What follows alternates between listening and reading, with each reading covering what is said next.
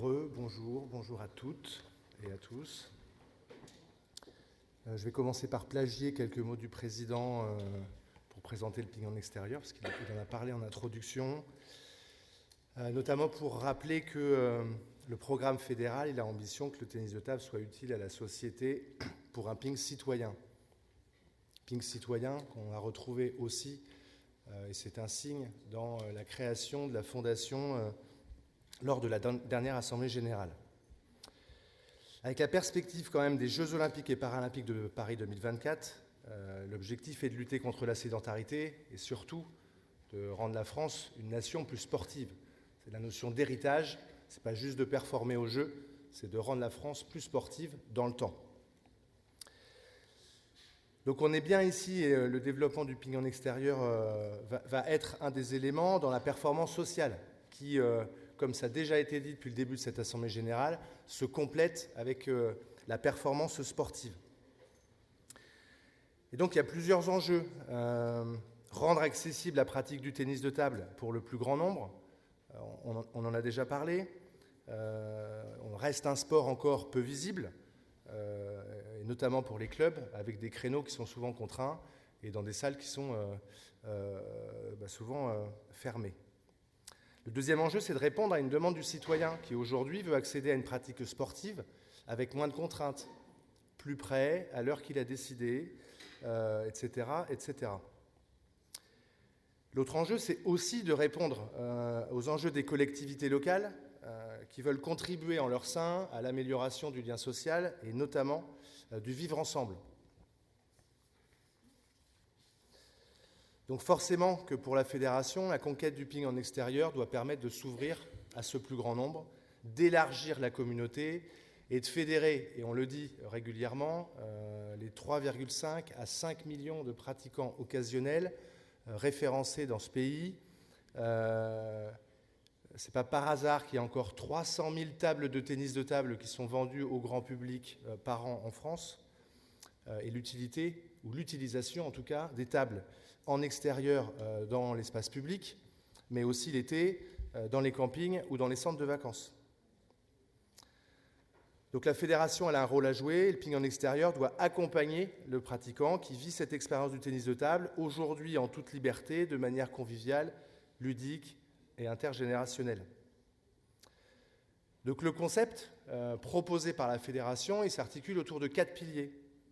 Un site de pratique, ou pour être plus moderne, je dirais le playground du tennis de table. Comme on a un intervenant de la Fédération française de basket, c'est sympa de pouvoir aussi utiliser le mot playground. Une animation pour faire vivre ces sites et donner de la visibilité à l'activité dans l'espace public, devant les citoyens. Une application numérique pour faciliter la rencontre, le lien social et l'animation. Et enfin, cette licence liberté pour les pratiquants qui sont, dans un premier temps, éloignés de la pratique en club. Donc 4 piliers, un site, une animation, une application, une licence. Et donc pour parler un petit peu plus en détail du ping en extérieur et surtout pour vous apporter un éclairage un petit peu plus large, cette table ronde est organisée avec plusieurs intervenants que je vous propose, avant de leur donner la parole, de se présenter un par un et individuellement, ce qui m'évitera de dire des âneries. Je crois qu'il fonctionne, ouais. Bonjour à toutes, bonjour à tous, Xavier Ring, donc je suis chargé du développement d'une association assez récente à Strasbourg, Strasbourg Eurométropole Tennis de Table, et dans ma vie privée, je suis conseiller principal d'éducation à l'École européenne de Strasbourg. Bonjour à toutes et à tous, je suis Damien Jacquard à l'Union Sport et Cycle, donc j'aurai l'occasion de vous représenter ce qu'est cette organisation dans quelques instants. Bonjour à tout le monde, moi je m'appelle Éric Picard et je suis maire de la ville d'Espalion dans l'Aveyron. Bonjour, Arnaud Gébleu, président du CD13 Tennis de Table. Bonjour à toutes et à tous, je m'appelle Jérôme Prigent et je suis le directeur du pôle 3-3 à la Fédération française de basket. Voilà, donc merci à vous d'être présents déjà, qui venez pour certains de loin juste pour animer cette table ronde. Et donc on va commencer par l'intervention de Damien Jacquard, qui va resituer la dynamique et de l'Union Sport et Cycle pour vous expliquer ce qu'est cette entité, et le contexte général du sport en France. Donc, bonjour à toutes et à tous. Merci de m'accorder quelques instants. C'est pour nous, déjà, nous sommes très honorés de venir échanger avec les fédérations et bien évidemment, quand Gilles nous a sollicité, on a tout de suite répondu positivement parce que, on reviendra dessus, mais on a tous le souhait de mieux travailler ensemble. Travailler avec les fédérations, c'est essentiel, comme travailler avec les collectivités. On est tous habités par un seul enjeu qui est de mieux mettre en mouvement l'ensemble des Français. Il est important qu'on se parle parce qu'on a énormément de choses à se dire, à apprendre l'un de l'autre pour contribuer à cet enjeu collectif. Et je suis d'autant plus satisfait de venir échanger avec vous, c'est que j'ai un regard extérieur et je me félicite de toutes les questions qui se sont posées au sein de la fédération, qui se posent et qui continueront à se poser autour de cette réflexion qui vous habite pour vous projeter sur comment votre pratique doit évoluer pour mieux répondre à l'évolution de la société, des Français d'une manière générale. Et c'est ce que je vais essayer de vous apporter en restant à mon humble niveau, mais en essayant de préciser un contexte qui est globalement assez complexe et qui va continuer à évoluer. Donc je vais essayer de vous amener quelques éléments. Juste pour le représenter en amont, ces éléments viennent d'une étude que nous menons chaque année. C'est un baromètre où nous interrogeons de nombreux Français et ces Français nous amènent via leurs réponses des éléments que nous analysons pour essayer de nous projeter sur une vision prospective de l'activité physique et sportive en France et ainsi nous nourrir et vous nourrir pour que nous soyons meilleurs dans notre appropriation du sujet. Pourquoi nous le faisons ? Qu'est-ce qu'il y a derrière ce mot Union Sport et Cycle ? Parce que c'est souvent un peu obscur et c'est important de le repréciser. Ce qui est bien, c'est que chez vous, je me sens un peu chez moi. Pourquoi ? Parce que quand je vois l'ensemble des marques qui sont mentionnées, ce sont ces marques qui sont adhérentes chez nous et qui comptent sur nous pour mieux travailler aussi avec vous. Donc on est tous intimement liés. Nous représentons, nous sommes un syndicat patronal qui regroupe l'ensemble des entreprises impliquées dans le champ du sport, des loisirs, et vous allez le voir que ce lien sport-loisir est toujours plus intime, mais aussi du vélo, du cycle, et c'est pour ça qu'il est important pour vous de bien le comprendre. Je ne suis pas une association de cyclisme, mais le cycle, nous sommes dans le pays du Tour de France, est encore un sport avant tout, même s'il se transforme vers la mobilité. Nous regroupons tous ceux qui fabriquent des infrastructures, donc tous ceux qui aménagent le territoire en extérieur, en intérieur, tous ceux qui équipent vos pratiquants, que ce soit en chaussures, que ce soit en raquettes, mais aussi qui travaillent avec les collectivités, voire des salles de sport privées qui aujourd'hui, et vous pouvez le voir dans Padel, se développent et travaillent elles aussi avec les fédérations pour travailler sur de nouveaux modèles qui, à la fin, sont bénéfiques pour l'un et l'autre. Cette étude, qu'est-ce qu'elle dit ? Elle dit dans un premier temps que le français aujourd'hui n'est plus le pratiquant d'une seule pratique. Et plus ça va aller, plus ce pratiquant va être multipratique. Il va potentiellement être dans une association pour une activité qui lui plaît, mais il va la compléter avec bien d'autres activités complémentaires. Et aujourd'hui, le français pratique en moyenne 3,6 activités simultanément. Et plus on interroge les jeunes, plus ils en pratiquent. Le 18-25 ans aujourd'hui est proche des 5 activités simultanément. C'est-à-dire qu'il n'est plus celui qui vient tous les jours de telle heure à telle heure pratiquer sa mono-activité avec les personnes qu'il ne connaissait pas, qu'il apprend à connaître et avec qui il va faire tout un cycle, mais il va pratiquer du foot, du paddle, du running, de la marche, une activité saisonnière. Et tout ce cheminement va lui amener du plaisir, va lui amener des compétences qu'il va mettre en pratique dans ces différentes activités. Et c'est bien là l'essentiel aujourd'hui. C'est que le français, quand on le sollicite, il fait de l'activité physique et sportive parce que ça lui fait du bien. À 69%, il dit que faire du sport, une activité physique et sportive, c'est bon pour sa santé, pour sa forme, pour son équilibre, pour son bien-être.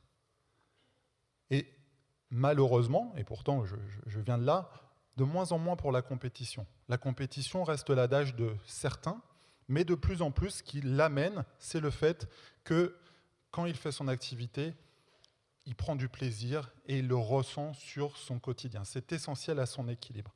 Et ce qui est encore plus positif, c'est qu'ils sont de plus en plus de Français à identifier que cette activité physique et sportive, eh ben, il faut la pratiquer. Donc oui, il nous reste des sédentaires, oui, il nous reste des personnes qui ont encore des difficultés, mais la chute de l'attractivité du sport en France n'est pas. Elle continue, notamment chez les plus jeunes. Ce que je vous disais, c'est que voilà, le côté forme est exceptionnellement présent, mais le côté plaisir, amusement, loisir l'est aussi. Et donc les deux sont intimement liés, et c'est important de le prendre en considération parce que ce sont deux variables qui continuent d'augmenter d'année en année.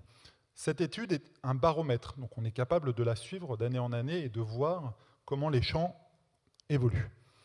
Deuxième élément, c'est, notamment via le Covid, une attractivité forte des activités outdoor. Le Français a, d'une manière subie ou souhaitée, pris conscience que pratiquer en extérieur, en autonomie, c'est possible, qu'à proximité de chez lui, il a des équipements, et on reviendra là-dessus, il en souhaite même davantage, mais c'est extrêmement positif pour lui. Et j'adorerais être aussi à la Fédération française de randonnée. S'il y a bien une association qui a évolué fortement ces dernières années, c'est cette Fédération française de randonnée, mais c'est globalement aussi l'ensemble des fédérations qui sont issues de ces sports de pleine nature et qui voient que les Français portent un autre regard sur ces activités. La deuxième chose, ce sont les activités qui font du bien. Le fitness, la forme et toutes ces activités de bien-être qui, elles aussi, ont été plébiscitées. Donc on peut noter que dans cette évolution, comme vous le voyez, toutes les activités de plein air sont en augmentation, les activités collectives, c'est un petit peu plus compliqué, et on voit aussi l'apparition de nouvelles activités qui ont émergé grâce à des acteurs privés qui ont mis en place des établissements qu'on appelle loisirs sportifs marchands, où je viens sans contrainte, quand je veux, avec qui je veux, sur des activités que je peux pratiquer en autonomie, ou avec une communauté que j'ai choisie, ou sur laquelle je vais créer du lien social. C'est-à-dire je vais rencontrer des gens, je vais pouvoir boire un coup, pratiquer, travailler, et tout ce phénomène complète celui des activités outdoor, et on parle aujourd'hui véritablement d'un essor important de tout ce qu'on appelle loisirs actifs. Dernière chose qui est essentielle et qui fait aussi le lien avec votre réflexion, c'est qu'aujourd'hui la motivation vers l'activité physique et sportive commence à insuffler d'autres tendances, celle des vacances notamment. 2 Français sur 3 pratiquent une activité physique lors de leurs vacances, et c'est devenu un critère de non-choix. C'est-à-dire que le Français aujourd'hui regarde quel type d'activité il va pouvoir pratiquer pendant ses vacances, et ce critère devient déterminant dans la destination qu'il va vouloir prendre.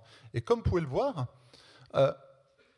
l'itinérance est nouvelle, mais globalement, sur son lieu de résidence, il souhaite avoir des installations, ce qui fait référence pour vous aussi à toute l'hôtellerie de plein air qui s'équipe et qui souhaite proposer des activités, et le ping en extérieur en est une qu'on peut pratiquer en famille, avec qui ça nous permet de rencontrer du monde, donc c'est un lieu de lien social, mais également proche de mon lieu de vacances. D'où le lien avec les collectivités pour recenser ces lieux et être en mesure d'orienter pour que tout le monde prenne du plaisir. Et dernière chose, comme je vous le disais, les équipements, et on peut s'en féliciter, sont nombreux en France. Pour certains, ils sont anciens. Pour d'autres, ils sont des fois un petit peu méconnus dans la collectivité. Mais surtout, il y a une volonté collective de les mettre davantage en avant et de soutenir cette politique d'avoir davantage d'équipements de proximité. Et ce projet politique rentre en pleine adéquation avec le besoin des Français, parce qu'on les interroge, ils souhaitent davantage d'équipements à proximité de chez eux, pas forcément des équipements très structurants, ce n'est pas leur besoin, mais avant tout des équipements de plein air, des équipements de loisirs qui me permettent de pratiquer, encore une fois, avec qui je veux, en famille, que mes enfants puissent aussi pratiquer avec moi ou avec leurs copains. Et dernière chose, et ça fera aussi le lien avec le basket 3-3 notamment, on voit apparaître dans cette dernière étude des activités qu'on n'avait pas vues auparavant, c'est-à-dire que les Français, parce qu'on a commencé à en construire sur le territoire et que ça interroge, et que des jeunes aussi commencent à pratiquer, donc on rentre dans un cercle vertueux, mentionnent de plus en plus ces activités émergentes, que ce soit de la glisse, mais aussi du padel ou des terrains de 3-3. Donc on voit bien que les 8% que je vous ai entourés, terrain basket, playground et autres terrains de tennis, n'existaient pas il y a encore 2 ans. Mais le fait de les avoir amenés, que ça plaise, que dans les territoires et avec les fédérations on les anime, parce que cette ambition, c'est une ambition collective, eh ben, amène ce cercle vertueux qui font que maintenant, ces citoyens réclament auprès de leur territoire ces équipements. Et donc, pour ma part, j'en suis ravi, mais il y a encore beaucoup à faire. Et l'objectif de ces quelques slides était juste de vous apporter des éléments de contexte qui doivent vous permettre, en quelques points, de comprendre que la forme et la santé deviennent déterminants, qu'on n'est plus l'adage d'une seule pratique, et ça, il faut aussi le saisir et le prendre à bout de bras. Le développement des équipements autonomes, le besoin d'une pratique ludique, mais qui n'est pas en opposition avec le fait d'être en forme et en bonne santé. Au contraire, le plaisir, le besoin de donner du sens et qui me fasse du bien autant au corps qu'à la tête est essentiel. Un incontournable des vacances. Et pour finir, et là-dessus je conclurai, c'est pourquoi je suis là, il me semble que nous sommes aussi qu'au début des nouveaux modèles à construire avec les fédérations, les collectivités, les acteurs privés. Et à ce titre-là, il n'existe pas un modèle, et je me tourne vers vous, parce que dans chaque territoire, vous avez des besoins qui sont divers, des équipements aussi, une population, des clubs qui sont chacun spécifiques, et il me semble nécessaire d'apprendre à se connaître, d'apprendre à se rencontrer, à partager nos ambitions communes pour réussir à trouver ces nouveaux modèles gagnant-gagnant. Merci beaucoup, et je resterai à votre disposition.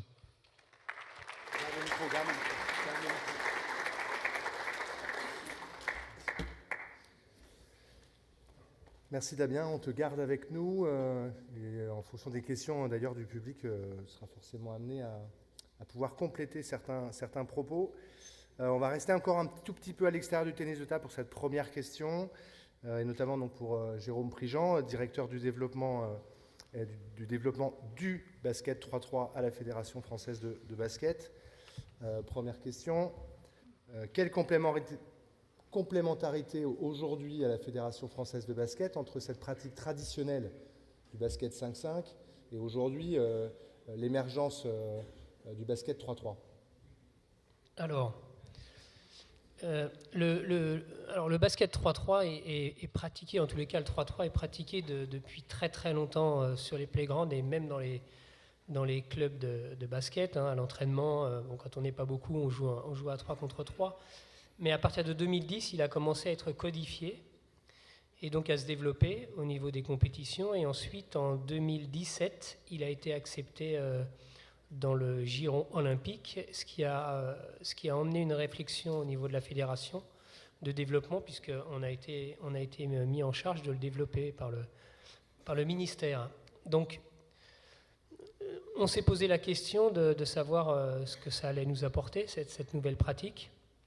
Et on a ciblé 2 populations importantes. D'abord, nos licenciés, et ensuite les 2,5 millions.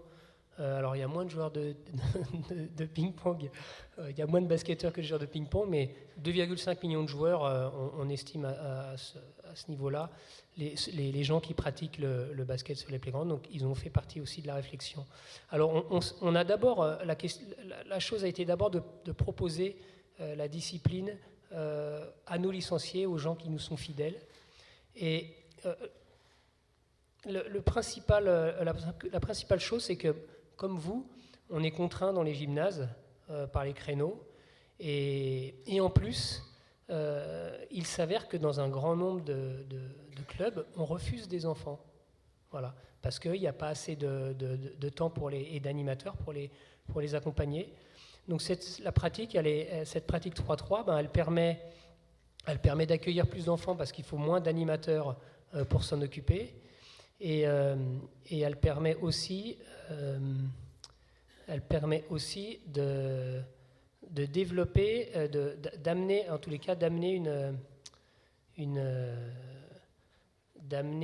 une offre qu'il n'y a pas. Alors ensuite, voilà, c'est ce que je cherchais. Il y a le fait que les championnats de basket dans les clubs se terminent au mois d'avril. Et c'est tôt, avril-mai. Et donc il y avait toute une partie de l'année où il n'y avait plus de basket. Et le 3-3, qui est une pratique en extérieur, elle permet de faire jouer nos joueurs de club pendant la période estivale. Et ensuite, évidemment, l'intérêt, c'est d'aller chercher les pratiquants qui ne sont pas sous l'éclairage de la fédération, les pratiquants de playground, en leur proposant une activité moins codifiée, un peu plus éloignée de la structure conventionnelle du club, de façon à essayer de les attirer vers la pratique et puis de les rapprocher du club. Voilà l'intérêt, en tous les cas, principal pour l'instant. Donc quelques similitudes avec le tennis de table. Aujourd'hui, il y a beaucoup de joueurs de 5-5 qui passent au 3-3 ou est-ce que justement la priorité, c'est d'abord de récupérer ceux qui sont à l'extérieur et qui jouent sur les playgrounds? Alors, d'abord, la priorité, ça a été de servir les gens qui sont chez nous. Pour deux raisons. D'abord parce que c'est ce que je dis toujours au président de la fédération. Je lui dis si on organise un barbecue à la maison et qu'on fait venir des amis, mais que quand ils arrivent devant le portail, il n'y a pas de maison, les gens, ils repartent.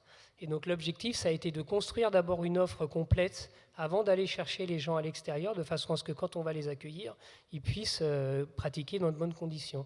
Donc on a créé, évidemment, on a emmené petit à petit les ligues, les comités et puis les clubs. Aujourd'hui, il y a du 3-3 dans tous les comités. Dans chaque département, il y a des tournois de 3-3.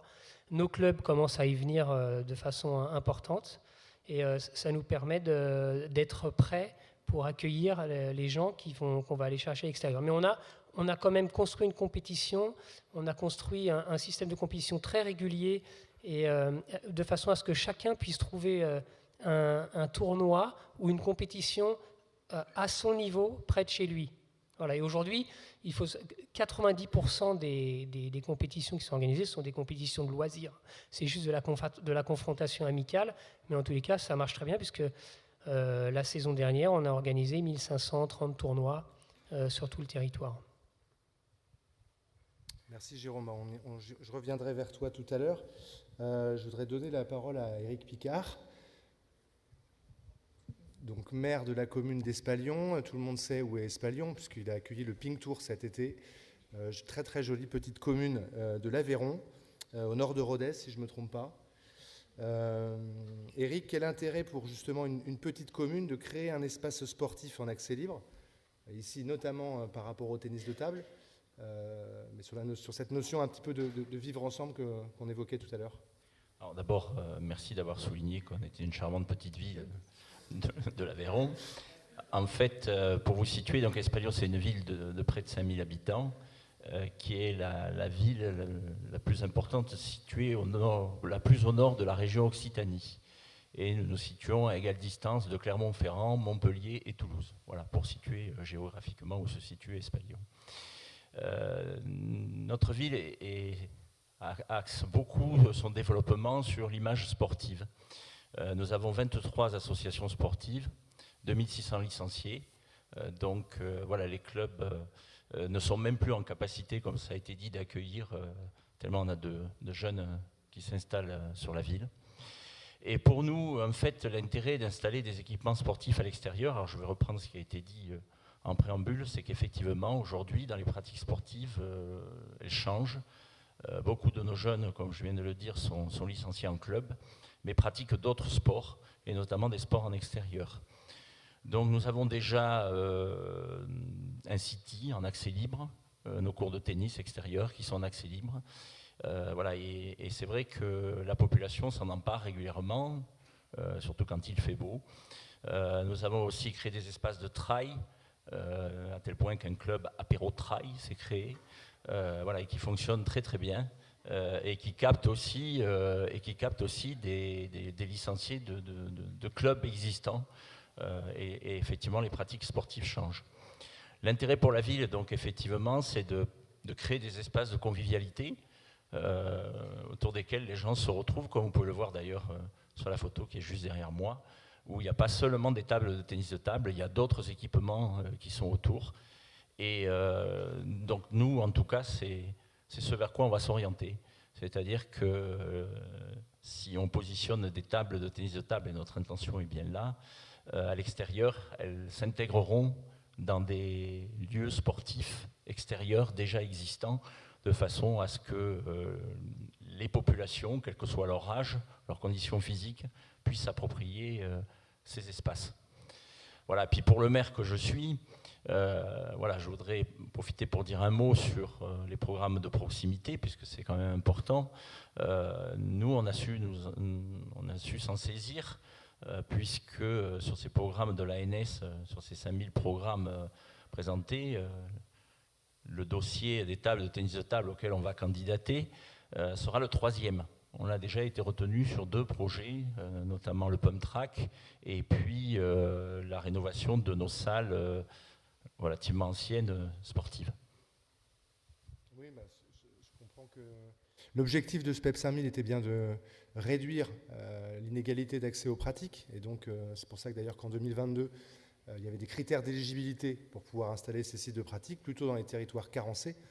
Donc, je ne suis pas surpris qu'une commune comme Espalion, enclavée dans les petites montagnes de l'Aveyron, puisse bénéficier de ce plan 5000 équipements.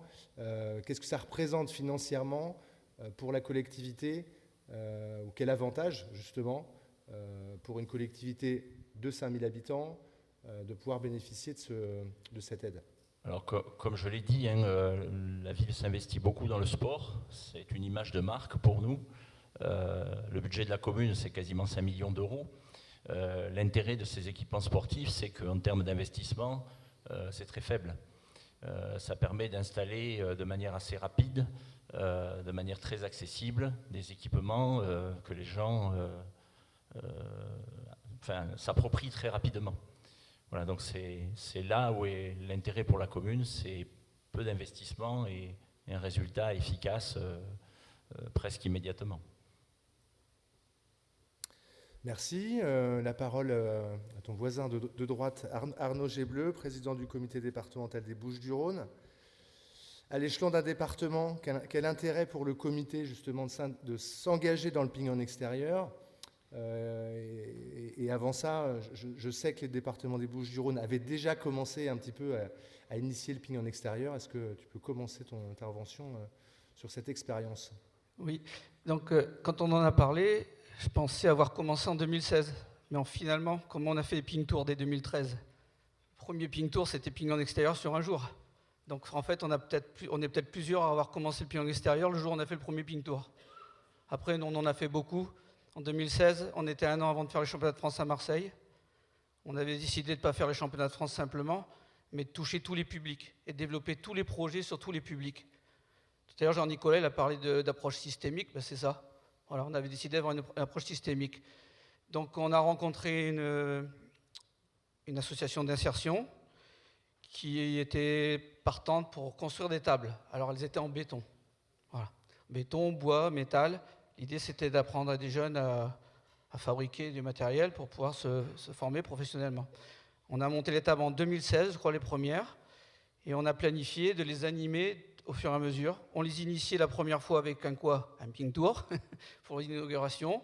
Ce jour-là, on invite les élus, les techniciens, service des sports du département, de la ville, toutes les collectivités, pour leur montrer qu'on peut faire des choses.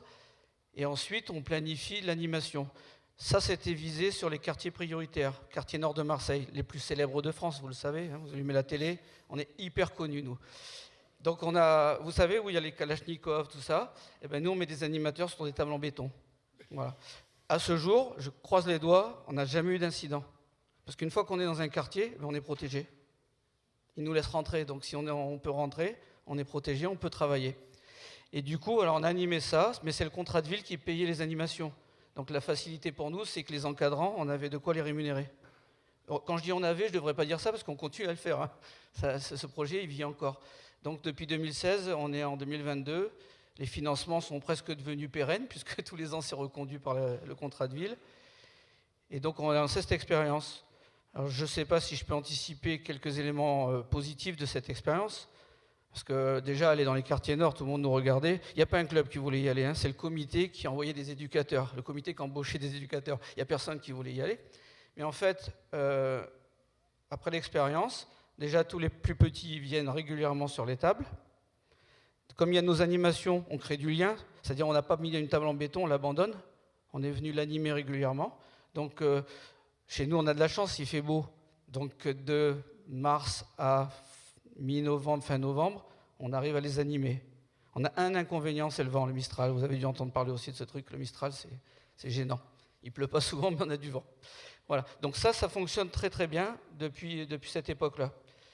Et puis l'image auprès des élus. Vous savez, ceux qui nous donnent les subventions qu'on demande pour notre ping traditionnel. Mais en fait, à chaque fois qu'il y a quelque chose, ils disent « Ah, mais il y a le tennis de table, le comité, ils sont dynamiques. Hein. » À chaque fois, ils sont présents. À chaque fois qu'on inaugure quelque chose, on les appelle. Et depuis, on a créé, on a consolidé notre réseau.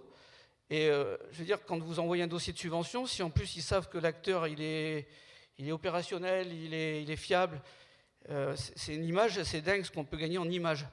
En notoriété, parce que l'activité elle est visible en extérieur, donc c'est mieux en notoriété. On sait que le ping c'est ça. Dans nos salles, il n'y a personne qui vient. Pas beaucoup de monde, disons. C'est le spécialiste qui vient voir les matchs quand on fait des compétitions. Là, on est visible par tous les publics et surtout par ces institutionnels ou les services des sports du conseil départemental, le service des sports de la ville. Ils vous identifient, viennent voir ce que c'est. Et après, c'est facile. Vous avez des rendez-vous plus facilement dès que vous avez un projet. Là, on fait la passerelle avec les terrains de ping en extérieur de nos jours, j'ai envie de dire. C'est pas tout à fait le même visuel, c'est beaucoup plus appétant. Moi, ça donne envie, hein, quand on voit cette photo, ça donnerait presque même envie de jouer, en fait. Pourtant, je fais du traditionnel. Et donc, maintenant qu'on a ces contacts grâce à ces premiers projets, c'est assez facile d'avoir un rendez-vous avec la ville de Marseille directement, avec le service du conseil départemental qui gère les parcs, parce qu'on ne pense pas à ça. Dans une ville, tout n'appartient pas à la ville. Il y a des parcs qui appartiennent à des départements, à des intercommunalités. On a des millefeuilles administratifs, on a la métropole des fois, qui est propriétaire. Donc, tout ce réseau que vous allez fabriquer en faisant des petits événements comme le Ping Tour, comme ce qu'on a fait à Marseille, ça permet d'avoir les contacts pour mettre ce genre de projet rapidement en place.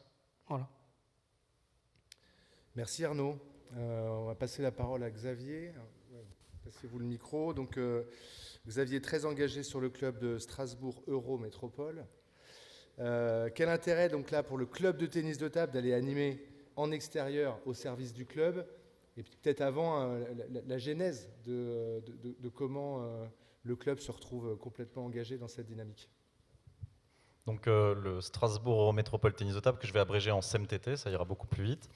Donc c'est un club super récent, créé en 2017 et qui s'est pris la crise sanitaire 2 ans après sa création. Donc on s'intéressait pas vraiment, pour être tout à fait honnête, au ping en extérieur. Ça a été un moyen quand les salles étaient fermées, mais qu'elles étaient même fermées pour nous encore plus longtemps, puisqu'on n'était pas dépendant d'un gymnase de la ville, mais on est localisé dans un établissement scolaire. C'est une occasion simplement de garder des liens entre nos membres. Et on n'avait pas d'autre solution, notre salle étant fermée, complètement fermée et avec aucune perspective de réouverture, que de se tourner vers les équipements extérieurs de la ville de Strasbourg qui sont très nombreux. Et pour ma part, moi je m'étais un petit peu éloigné de la pratique. Je suis allé sur une place qui n'est pas très loin de la cathédrale de Strasbourg et qui s'appelle la place des Orphelins. Et j'y suis resté toute une journée avec un de mes amis qui était en photo tout à l'heure. Et on a vu passer plus de monde en une journée, donc des pratiquants réguliers qui se donnent rendez-vous plusieurs fois par semaine, plus de monde qu'on avait nous-mêmes dans notre association de tennis de table. Et on a de nouveau eu cette interrogation, pourquoi il y a autant de monde qui vient jouer place des Orphelins régulièrement, crise sanitaire ou pas, et pourquoi nous on n'a que 25 ou 30 licenciés dans notre club. Voilà. Donc on s'est vraiment intéressé à ce public-là. Et l'autre rapport d'étonnement, c'est que les joueurs de niveau régional ou de bon niveau régional ou de bon niveau départemental qu'on avait au club s'habituaient assez facilement aux conditions matérielles de ce ping en extérieur, alors que parfois un rayon de soleil ou un sol glissant pouvait provoquer des discussions de 2-3 heures quand on jouait à l'intérieur. Voilà. Donc 2 rapports d'étonnement.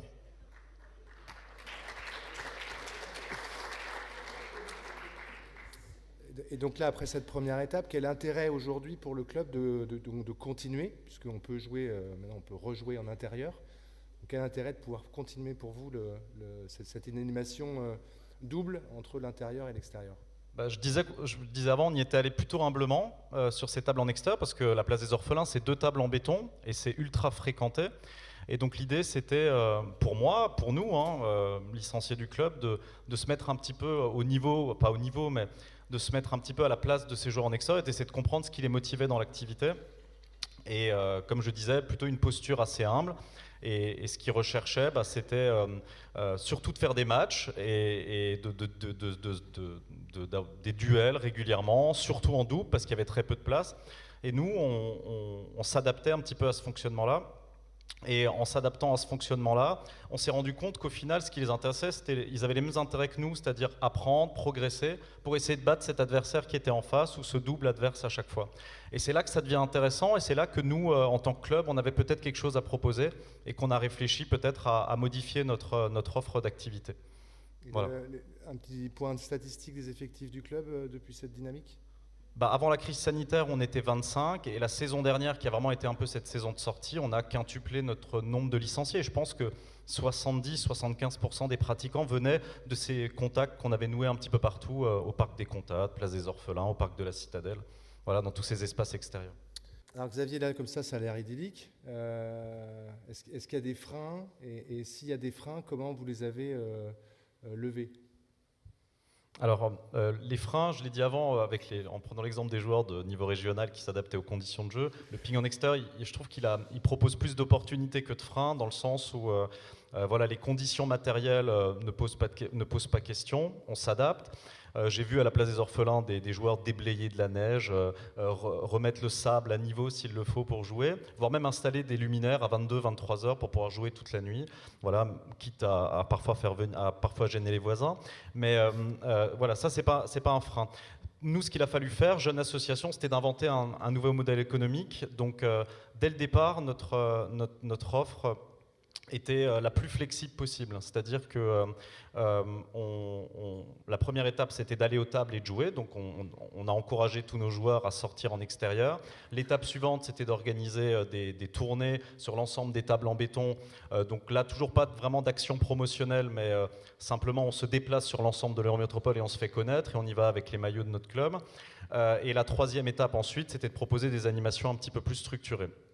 Et derrière, l'idée, c'était pas vraiment de recruter des nouveaux joueurs, mais plutôt de se faire connaître tout simplement et d'élargir un petit peu la communauté de joueurs qui pouvait exister sur Strasbourg, parce que ces joueurs-là, ils viennent régulièrement Place des Orphelins, mais au-delà de cet ancrage géographique-là, ils n'ont pas de lien avec le monde fédéral. Et le lien, finalement, ils le font par la qualité de la relation humaine qu'on peut avoir les uns avec les autres.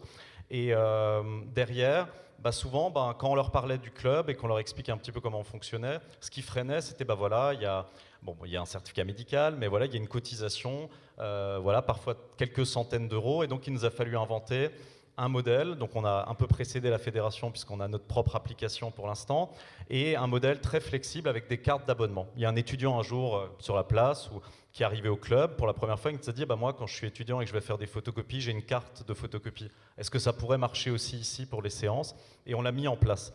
Voilà. Donc partir du terrain, partir du concret et faire évoluer le club, et non pas arriver en tant que club et proposer forcément une animation, même si je loue ce qui se fait dans les quartiers nord de Marseille, parce que nous on a la chance qu'il y a déjà une communauté existante. On fera exactement la même chose si la table de béton elle n'était pas utilisée.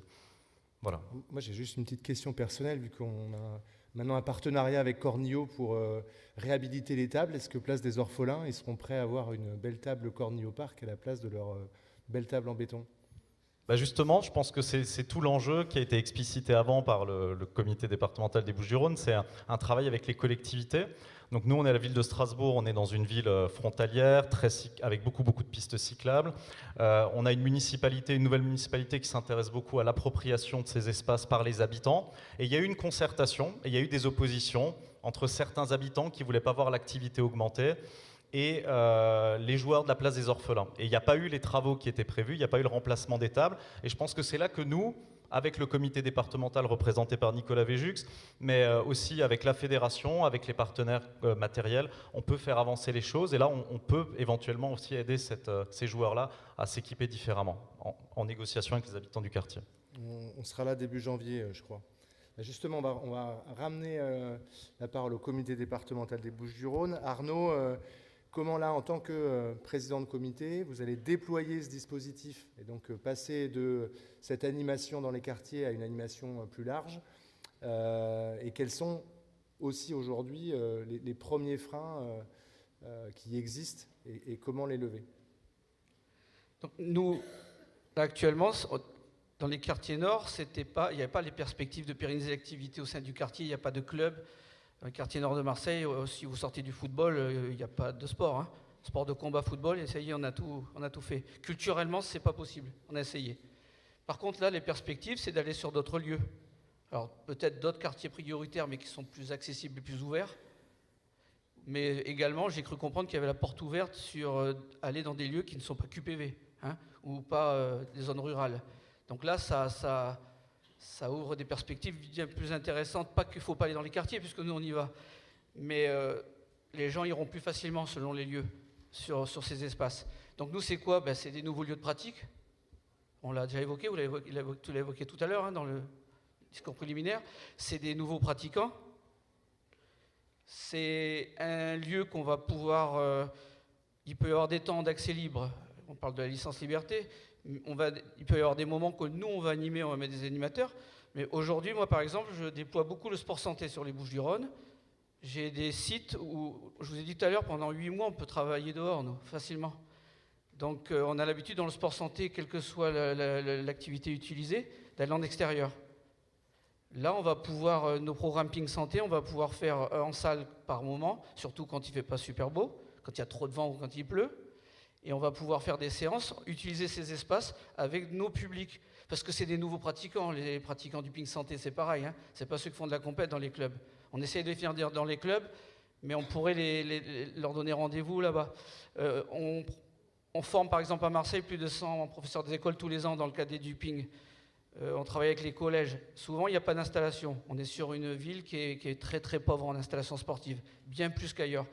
Là, si on l'implante au bon endroit, qu'on a un collège pas loin, qu'on a un lieu où on fait du Ping Santé pas loin, on a l'IEN avec qui on fait du Ping pas trop loin, avec les CPC de secteur, on va pouvoir faire une approche systémique, ça veut dire qu'on pourra amener tout le monde. Le Ping Santé, c'est en journée, c'est peut-être le moment où les tables ne seront pas utilisées en semaine. Donc on peut amener des seniors la journée sur ces tables.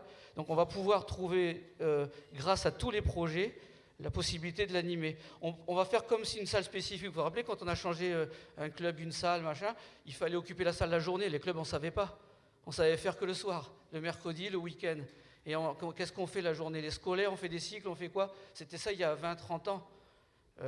Là, aujourd'hui, on va avoir la même approche. Quel public on peut amener sur le lieu? Quand le lieu ne sera pas occupé naturellement avec des gens qui viennent de façon libre, hein, il n'y a pas de problème. Nous, on aurait plutôt une approche d'essayer si on arrive à l'implanter aux bons endroits, ce qui est le plus difficile de trouver le bon endroit, je pense. Hein. C'est vraiment d'amener tous les types de publics avec lesquels on travaille, ce que j'appelle les nouveaux pratiquants, parce que pour moi, ils sont tous les nouveaux pratiquants, ceux-là. Si vous enlevez les compétiteurs et les loisirs traditionnels, on va dire, c'est tous des nouveaux pratiquants, finalement. On en a dans les clubs, mais on n'en a pas beaucoup. Donc là, ça serait cette démarche-là. Les freins, c'est le Mistral chez nous, dès qu'il y a du vent, c'est pas encore idéal, on est d'accord. La table, elle est très bien, c'est magnifique, c'est joli, mais dès qu'il y a un peu trop de vent... il manque le préau. Oui, voilà, donc l'investissement, il sera un peu plus lourd financièrement. Mais bon, si on est sur un territoire avec le département qui finance, la ville qui finance un bout, ils savent faire ça. Hein. Trouver quelques centaines de milliers d'euros sur une installation, ils savent faire. Nos salles de tennis de table et nos gymnases, ils coûtent beaucoup plus cher, ça coûte beaucoup, beaucoup plus cher. On est souvent sur des millions d'euros. Là, on doit pouvoir trouver quelques budgets pour couvrir par vent un peu. Je crois qu'il y a 1 ou 2 exemples, on l'a peut-être pas en photo là. Il y a des exemples qui existent déjà de structures qui protègent. Voilà, donc on pourrait aller là-dessus parce que même si on a l'impression que dans le sud il fait toujours beau, il y a du vent. Voilà. Dans le Languedoc c'est pareil, on a le même vent en fait, on se le trimballe, on se le passe comme ça. C'est le même en fait, il arrive. Et juste plus précisément par rapport à la question de tête de réseau en tant que président de comité, là il y a dans l'Assemblée essentiellement des représentants des comités et des ligues, dans l'accompagnement des clubs, dans la démarche, tu parlais quand tu as répondu à la première question du réseau local, comment le comité peut apporter une plus-value dans le déploiement de ce dispositif avec ces clubs. Le comité déjà mobiliser les clubs, c'est notre rôle, sur tous les sujets, sur tous les projets. Je crois que la fédération a mobilisé les plus grosses villes directement. Donc vous nous avez envoyé le courrier type, on l'a réexploité. C'est pas la peine de réinventer la roue. On l'a un peu départementalisé le courrier. Et là, on va s'adresser à tous les clubs, à toutes les villes. Et il n'y a pas que les clubs, les villes. Voilà. Là, c'est l'intercommunalité. Il faut cibler un service qui s'occupe des équipements de la métropole. Là, au service des sports, il y en a un qui s'occupe de l'animation des parcs, au service des sports du département. Ça, c'est chez nous. Ailleurs, c'est peut-être autrement. Mais il faut sortir du classique, la mairie, le maire. Non, excusez-moi. Il faut aller voir le maire en premier, on est va lui d'accord. redonner la parole après. Mais on ne peut pas se contenter, il faut créer un réseau qui aille au-delà. Mais c'est valable pour tous nos projets quand même, ce que je dis là. Parce que c'est grâce à ce qu'on a fait sur d'autres projets qu'on peut le faire rapidement aujourd'hui. C'est le réseau, quand on parle du réseau de façon... Il faut un réseau de techniciens et d'élus prêts à vous recevoir, à vous écouter. Donc j'espère que ça va fonctionner comme ça a fonctionné jusqu'à maintenant sur les autres thématiques, il n'y a pas de raison. Mais c'est trouver le bon lieu, parce que des fois ils vont vous dire on peut le faire, mais là-bas. Il ne faut pas que ça dérange les personnes, parce que s'il y a du bruit, ils vont être contre, c'est ça? Si on est au pied d'immeuble et puis qu'on fait des animations jusqu'à 23h avec les lumières, la musique, j'imagine que celui qui habite juste à côté, le pic en extérieur, il n'a pas une super image à l'arrivée. Donc ils vont peut-être avoir tendance à nous mettre sur des zones pas très fréquentées, et ça, c'est pas notre intérêt. Donc la bataille, c'est de trouver le bon lieu, se mettre tous d'accord sur un lieu à proximité des scolaires, à proximité des différents publics. Peut-être qu'au basket, vous avez eu cette problématique de savoir choisir les lieux. Tout à fait. Et alors, un terrain de basket, c'est un peu plus grand qu'une table de ping-pong. Donc, on a 10 000 playgrounds qu'on a décidé de rénover, et puis on est entré dans le plan de Macron, c'est des 5 000 équipements. On espère avoir 500 terrains. Mais surtout, ce qu'on a développé, c'est des terrains mobiles. C'est-à-dire que maintenant, chaque comité, on espère très bientôt, beaucoup de clubs ont leur terrain mobile qu'ils peuvent aller mettre dans un endroit fréquenté de la ville, organiser un tournoi, organiser une animation, et ça marche très bien. Aujourd'hui, alors c'est notre tête de gondole, on a un circuit Open Plus avec un Open de France, on a 20 tournois, 20 villes qui candidatent, mais en tout cas 20 villes qui sont prises chaque année. C'est de mai à fin juillet, donc en dehors de la pratique compétitive du 5-5. Et on met nos terrains en cœur de ville. C'est-à-dire qu'on sélectionne les lieux. J'ai un tournoi il y a 2 jours, j'ai une ville qui avait candidaté. Les endroits où ils voulaient mettre le terrain et organiser le tournoi, ça matchait pas parce que c'était sur un stade au fin fond de la ville et il n'y aurait eu personne. L'objectif, c'est d'installer. Et aussi, sur ces événements-là, c'est de mettre... Alors nous, on met un écran pour que les gens voient ce qui se passe. Et surtout, c'est capital, c'est l'animation. On met un speaker.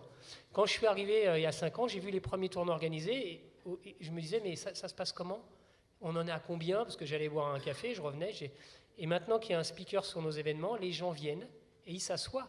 Et des fois, on arrive à avoir 500, 1000 personnes qui ne sont pas des joueurs de basket, qui regardent et puis finalement qui viennent nous dire, mais qu'est-ce qui se passe? Et puis évidemment, le speaker, on l'a briefé et il explique à tout le monde toute l'après-midi ce qu'est le 3-3, comment ça se passe, où on peut le pratiquer, et en expliquant que c'est simple. Il fait même parfois, le speaker, venir des gens sur le terrain et dire « Regardez, c'est simple », et les gens s'éclatent pendant 10 minutes et ils se rendent compte que c'est bien plus facile. Alors, évidemment, ce n'est pas concurrentiel au 5-5, le 3-3, surtout pas, mais en tous les cas, le 3-3, c'est bien plus facile à pratiquer que le 5-5 pour les débutants.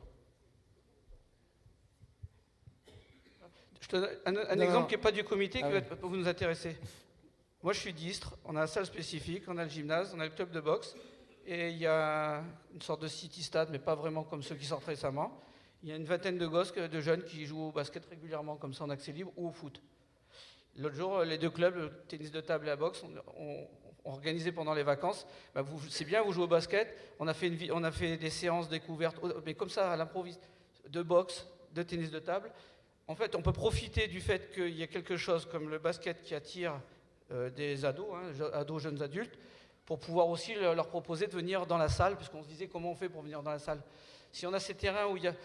Là, si on met que des tables, moi je ne serais pas fan d'avoir que des tables, je serais plus fan d'avoir d'autres activités et que les gens vont switcher entre les activités. Et si on écoute l'enquête qu'on a eue au début de la soirée, c'est ça, ils aiment bien découvrir un peu tout. Donc il y a peut-être des animations à faire avec d'autres aussi, avec d'autres sports. C'est-à-dire qu'on peut travailler, faire des partenariats et travailler sur l'ensemble du playground, ou je ne sais pas comment vous l'appelez. C'est pas que le ping en extérieur. Donc il faut qu'on apprenne aussi à travailler avec d'autres sports, du coup, sur ce type d'activité. Voilà. Oui, mais alors ça va me permettre de redonner la parole à Éric Picard. Jérôme, promis, je reviens vers toi juste après. C'est ça. Non, on ne fait pas le débat ici. En fait, c'est pour ça qu'ils vous ont invité, on ne vous l'avait pas dit. Mais... Damien il a dit tout à l'heure, 3,5 activités par... voilà, donc ils peuvent jouer et au basket et au tennis de table. Justement, par rapport à ce qu'a été dit, Eric, l'importance pour la collectivité d'avoir un lieu finalement un peu multisport pour créer l'intergénérationnalité et le vivre ensemble. Et plus précisément après, quel lien avec l'association sportive ou les associations sportives, puisqu'il y en a beaucoup sur la commune, dans l'animation de ces équipements de proximité, quel intérêt et quel lien entre la mairie, les associations, là évidemment un peu lié au tennis de table. D'abord, je voudrais corriger deux choses dans ce qui a été dit précédemment. Parce que vous ne nous envoyez pas seulement que le vent, nous, chez nous, à l'heure actuelle, il neige. Donc voilà, c'est quand même un peu différent. Voilà. Et puis le deuxième point, par rapport au financement ce que j'appelle des petits équipements d'extérieur de ce type-là, bien souvent, le niveau de la municipalité suffit très largement pour financer les investissements. On n'est pas dans un cadre d'un gymnase qui coûte effectivement plusieurs millions d'euros quand il s'agit d'investir 7, 8, 10, 15 000 euros et que c'est souvent à la main du maire et ça va très très vite en termes de décision. Voilà, c'est juste pour préciser ça. Alors nous, pour ce qui est des animations, chez nous, les gens s'en emparent un peu tout seuls. On n'a pas d'effort à faire, je dirais, pour que les gens s'emparent de ces équipements extérieurs, à partir du moment où ils sont en accès libre. Les clubs organisent régulièrement l'été des compétitions interclubs, que ce soit autour du tennis, que ce soit autour des quilles, qui est notre sport national chez nous, que ce soit autour de tournois de foot sur les cities, de hand ou même de basket d'ailleurs, même s'il n'y a pas de club de basket à Espalion. Mais voilà, ça se fait de manière naturelle. Après, sur le club de tennis de table, plus spécifiquement, pour arriver à monter toutes les opérations qu'on est arrivé à monter, et puis on a accueilli avec plaisir le Ping Tour cette année, voilà, qui a très bien marché. Sans le club, la municipalité ne pourrait rien faire. Voilà, faut être clair. Nous, on joue un rôle de financeur, on joue un rôle d'appui technique, donc on soutient ces manifestations, mais très souvent, ce sont les clubs qui s'organisent entre eux pour animer ces structures. Et on n'a pas besoin d'être prescripteur. Enfin, c'est cette chance que l'on a, nous, à Espalion. En tout cas, c'est peut-être pas le cas sur toutes les communes, mais en tout cas, nous, on n'a pas cette problématique-là. Voilà, quand on a accueilli le Ping Tour, on a un président du club de tennis de table qui est hyper dynamique, il faut souvent le retenir, même d'ailleurs. Mais voilà, il n'y a pas eu le moindre doute sur le fait d'accueillir la manifestation. Voilà, et il n'y a pas eu de doute du côté de la municipalité d'y mettre les moyens techniques pour le faire. Voilà, mais en général, les clubs s'organisent entre eux. Il n'y a pas de nécessité d'animer, enfin de prendre un animateur supplémentaire, ou de mettre un employé municipal en charge des sports pour procéder à l'animation. Est-ce que le montage du dossier pour être aidé par l'ANS sur ce plan des 5000 équipements est compliqué ? Il y a le besoin de signer une convention d'animation pour que ce site soit à la fois en accès libre et à la fois animé pour qu'il vive et qu'il y ait de l'activité sur ces équipements. Est-ce que c'est difficile ? Est-ce que c'est une difficulté ? Et là, pour le futur site de tennis de table, est-ce que le club est prêt à aller animer régulièrement ou ponctuellement ? Comment ça s'organise ? Alors sur la première partie de la question, même si on est une petite ville, nous on se paye le luxe d'un chargé de mission qui ne fait que ça. C'est son travail d'aller chercher des subventions. Et donc lui aujourd'hui monter un dossier auprès de l'ANS pour financer tel ou tel équipement, il sait faire. Et donc voilà, même si ça reste compliqué, si c'est beaucoup de sémantique, de manière de présenter les choses, plus que d'actions concrètes souvent, voilà, pour obtenir les financements. Après, le club, voilà, je n'ai pas de doute sur son implication dans les années à venir, voilà, pour animer les structures. C'était ça la deuxième partie. Oui, puis c'est de voir comment, s'il y avait un arrangement ou une discussion entre la collectivité et le club, justement autour de cette convention d'animation pour ce futur site de tennis de table. Alors, elle est virtuelle, elle existe de fait. C'est ce que je disais tout à l'heure, on n'a pas besoin d'être les catalyseurs de ces opérations, de ces mises en relation. Elles se font de façon toute naturelle. C'est plutôt les clubs qui appellent en disant voilà, on voudrait organiser ça. Est-ce que la mairie est prête à suivre ou pas ? Quel est le planning ? Est-ce que les équipements seront libres ou pas ? Voilà, c'est plus ça que l'on a à gérer que l'animation elle-même. Ok, merci Eric. Jérôme, je vais pouvoir te questionner. Alors, je crois que tu as apporté déjà une partie de la question sur l'animation de ces lieux de pratique. Tu parlais des tournois. Quel enjeu culturel, puis justement, peut-être d'être un peu plus précis sur l'organisation de ce circuit de tournois de basket 3-3 aujourd'hui, sur lequel on pourrait s'appuyer ou en tout cas prendre exemple demain dans le développement du ping en extérieur. Alors, d'abord, je vais vous donner une anecdote. J'ai 6 personnes qui travaillent avec moi pour le développement du 3-3 et 3 fois par semaine, ils organisent un tournoi sur la table dans le parc d'à côté et ils m'ont demandé plusieurs fois de venir jouer avec eux. Puis moi, comme je suis un peu âgé et puis j'aime bien le confort, je leur disais mais non, ça va être pourri. Moi, j'aime bien jouer sur une bonne table qui fait un bruit classique et tout. Puis un jour, ils m'ont dit tu viens pas parce que t'as peur de perdre. Bon, dans la seconde, j'ai leur dit bon, j'arrive. Et je me suis rendu compte que c'était génial, exactement comme sur la place. On y va le midi, on s'éclate. Alors, évidemment, c'est pas la même chose. Le terrain n'est pas le même, il y a du vent, le rebond n'est pas le même. Il faut s'adapter. C'est du ping, mais c'est une autre discipline du ping. Et c'est la même chose pour le 3-3. Le 3-3, j'arrivais, on me disait dans les clubs, on me disait, mais c'est pas du basket. Et je disais, attendez, oui, c'est pas du basket 5-5, mais c'est du basket. Et finalement, depuis 5 ans, l'objectif, c'est de faire jouer les gens. Parce que tous les gens qui jouent au 3-3, et je ne vends pas ma crèmerie, mais depuis 5 ans, il n'y a pas une personne, je dis bien une personne, qui m'a dit « Moi, j'ai essayé le 3-3, c'est nul ». Tous disent « Quand est-ce qu'on rejoue ?» Voilà. Et c'est ça, la clé du truc, c'est de faire jouer les gens. Ensuite, une fois qu'on les a fait jouer, il faut pouvoir les capter. Et notre stratégie, c'est de se dire qu'on n'est pas sur un one-shot, on est vraiment sur l'installation d'une culture. C'est-à-dire qu'il ne faut pas que le 3-3, ça dure 5 ans. Il faut que le 3-3, ça s'installe dans le cœur des gens comme une discipline estivale qui peut être pratiquée en parallèle du 5-5.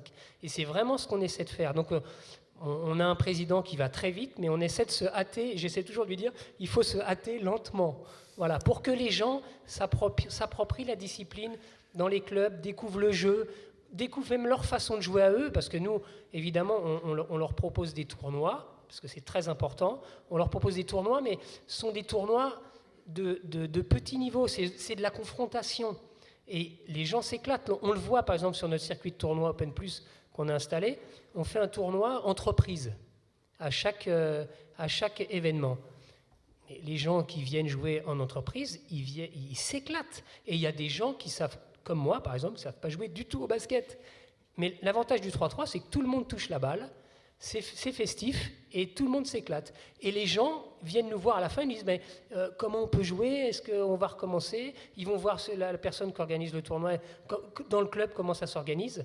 C'est ça, voilà, la stratégie, elle est là. Et le second volet de la stratégie, c'est comment on va chercher les gens qui ne sont pas chez nous. Parce que si les gens ne sont pas chez nous, c'est qu'ils ne trouvent pas quelque chose qui leur convient chez nous.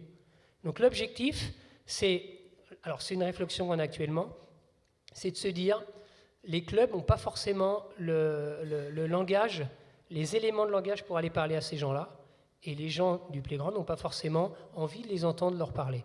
Donc on s'est dit, peut-être qu'on peut créer une structure intermédiaire entre le playground et le club, qui dépendrait du club, mais qui ne serait pas vraiment le club, et qui s'adapterait aux gens qui sont sur les playgrounds. Donc on va aller les voir, et on va leur demander ce dont ils ont besoin. Et le deuxième volet, c'est de se dire, sur chaque playground, et on l'a vu sur la place à Strasbourg, il y avait un monsieur âgé qui disait moi j'essaie d'aider les jeunes. Et bien sur tous les playgrounds, il y a quelqu'un comme ça qui organise. Il y a toujours une ou des personnes qui disent bon allez, on joue à 3 contre 3, aujourd'hui on est 10, on fait du 5-5.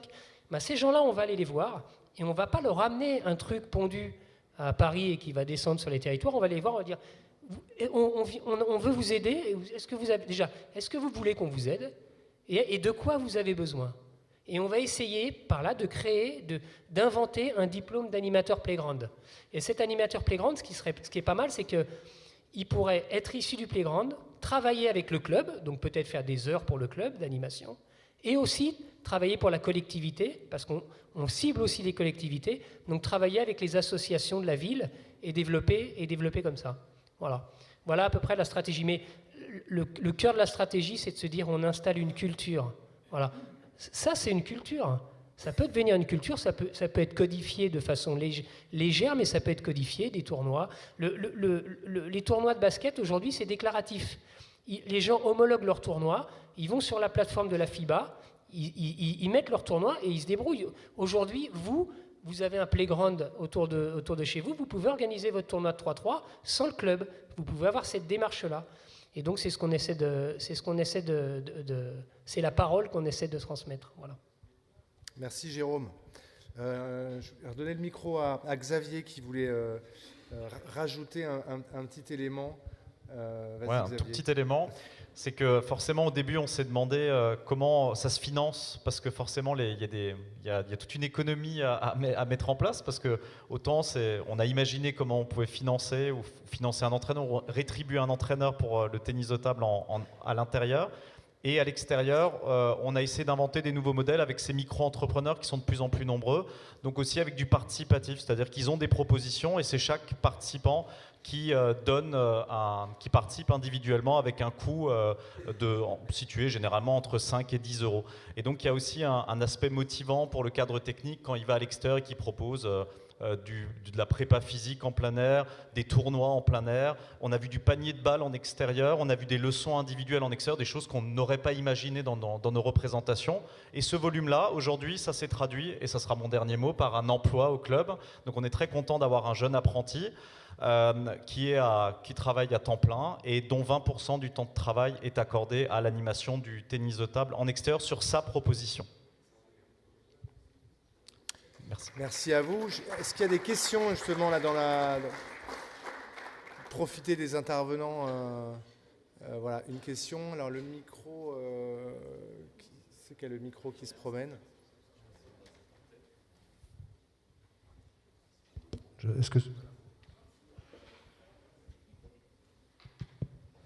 Bonjour, moi j'en ai une. Malheureusement, je dois vous quitter, donc j'en profite pour la placer.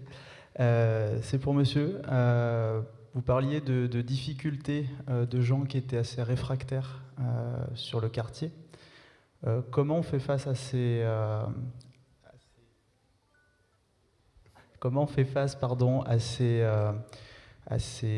freins?